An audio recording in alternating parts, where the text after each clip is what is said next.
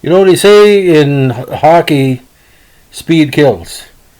But in this player's case, not only speed kills, it could kill a career because this player had so much skills and so much quickness on the ice. You always wonder how come he wasn't a bigger star. He went from team to team to team to team to team and never really panned out. And I hate to do a podcast be negative of any NHL player because I always say I'm glad anybody makes NHL because it's hard. But this player never really let us down, but he let himself down. You know, the famous comment about the made a comment about Ellis Valentine. You know, he had great skills and he let himself down. I think Dick Williams said that. I could be wrong. We'll check it out later. So we're going to talk about the unique case, not the curious case, but a unique case of Gene Carr. Now, Eugene William Carr, born September 7, 1951, played 465 games in the NHL, including St. Louis, the Rangers, the Kings, the Penguins, and the Flames.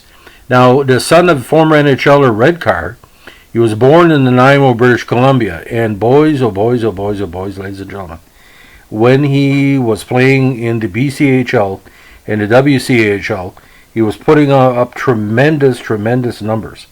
With the Kelowna Buckaroos, where he got his first major recognition, he had 32 goals in his 69th season with the talented squad. Then he moved on to Flin Flon. Flin Flon was well known for producing a whole bunch of prospects, including Bobby Clark in those days.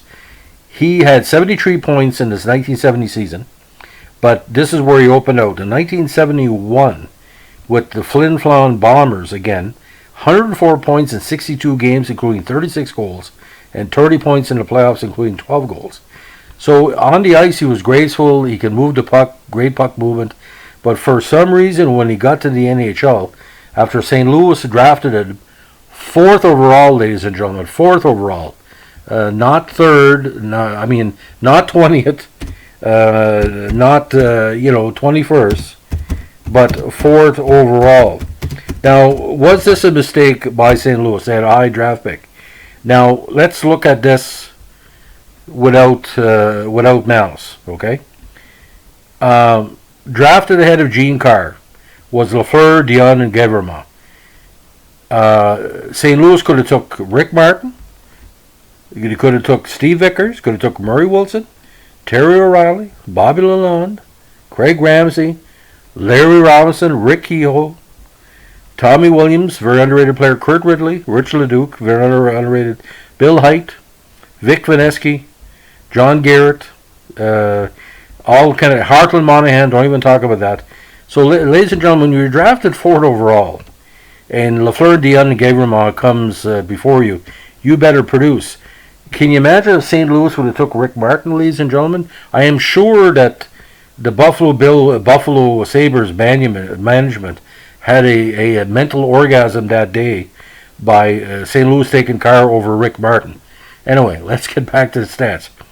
His time at St. Louis was short. He only played 15 games before he was shoveled off to New York, where he had helped the Rangers make it to the Stanley Cup Final. Now, this is his first season in AHL. He makes it in the Stanley Cup Final. He had 4 points in 16 games with the Rangers. 73 season, he basically was not doing what the Rangers expected. 19 points in 15 games. 74, he started the season with the Rangers, basically shuffled off to Los Angeles. After a good start with LA, and he helped them in the playoffs as well in 74, he played his first full season in 1975. He scored only 7 goals with 32 assists. This is a guy that basically speed was his game. Now, 76, injury-riddled season. He only played 38 games. 77 with the Kings. 15 goals, 12 assists for 27 points.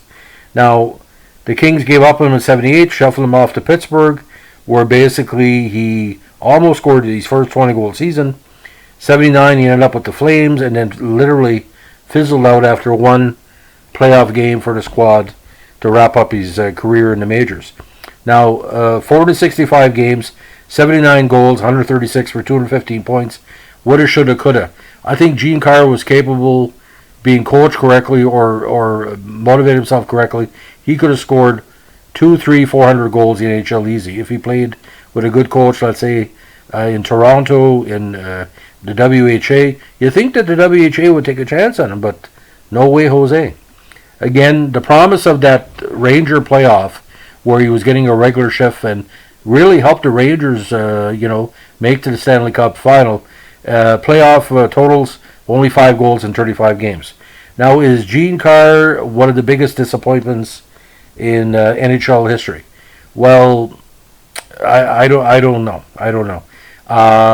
When you're number 4 overall, and you have to compare yourself with the people that were drafted after you. You look at Rick Martin, you look at Gene Carr. Who would you take in retrospect? Sometimes statistics are not everything. And Flin Flon, was a good offensive team. You think that the roughness of the Western junior program he would apply well to like a Ranger team or the Kings or whatever. But when you're playing on a team, with Marcel Dion, you're playing on a team with John Pronovo. Pittsburgh had still had Pronovo. They had LaRouche as well, and you can only score 17 goals. I mean, I don't know. It's a head scratcher. You think he would score and he would miss the net. You think he would make a great pass, he'd miss the pass. He just overskate the puck or literally be out of possession. A lot of 3-on-2s, 2-on-1s. But I don't know, ladies and gentlemen. I can't understand certain players now. The only thing that I can really tell you about, his plus minuses weren't that bad. Most of the plus minuses were in the plus column, so he wasn't that bad defensively. But the totals didn't match the promise, is what I'm saying. Anyway, this is a story of Gene Carr, and still a head scratcher. I've been scratching my head for 40 years about this guy, and I might as well do a podcast. I will never get out of my system because I saw so much promise. Anyway, have a good evening.